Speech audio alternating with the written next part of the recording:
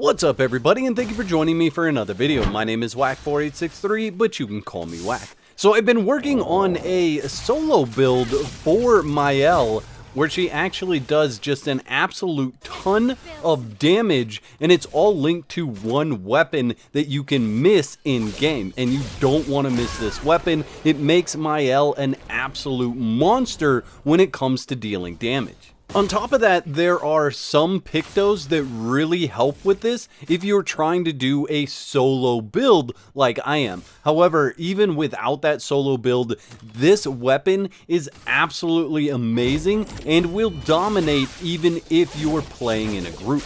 Honestly, I don't know why you wouldn't go in with your entire team. I was just messing around with a completely solo build, seeing how much damage I could actually put out with this sword and this combination of pictos.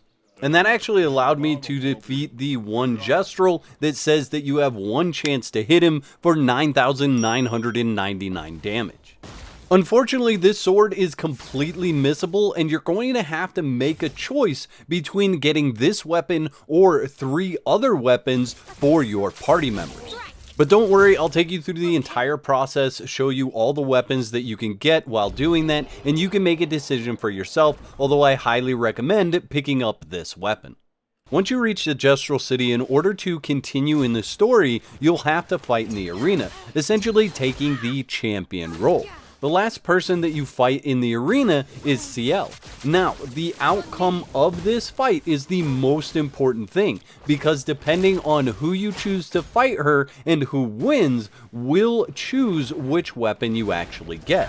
Defeating Maelle with Lune will either give you the Trebuchet weapon or upgrade it if you've already obtained it. Defeating her with Gustav will either give you the Sakaram or it will upgrade it if you already have it. Being defeated by Maelle in that fight will give her the Havazin. Now, this is the only way that I know of to get this weapon, so if that's something that you want, you should go ahead and let Maelle win the fight. But the Medallum is definitely the best weapon in my opinion, because it starts you in the virtuous stance. This is where you get 200% increased damage from your attacks. And that makes her an absolute monster right out the gate. You don't have to go through all of the setup needed to get her into that stance. Now, if you want to put together the solo build like I've been doing, you will need to go to the hidden Gestrel arena and defeat all 4 champions that are there. Each one of them is going to give you a picto that is going to buff your start if you're alone. That's the catcher. If you're alone, it's going to give you increased damage, so that makes this build really good as a solo player. But even without going and getting all those extra pictos for being alone, if you don't want to do that, this sword is an absolute must for her if you want to be dealing the most possible damage. On a side note, if you want to get some mastery towards your pictos and you need to win those 4 fights in a row, this hidden Gestrel arena is a great place to come and do that. You can do the first 3 fights very quickly and pick any of them. The 4th fight takes a little bit longer just because he has more hit points than the other 3, but you can get through the 4 fights very quickly and get your pictos mastered this way.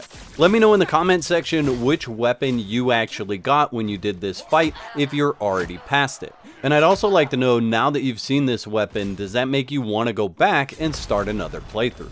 I'd like to thank all my YouTube members for your continued support. Y'all are absolute legends. Don't be out of whack. There's another video on the screen right now that you can watch to support more of my content.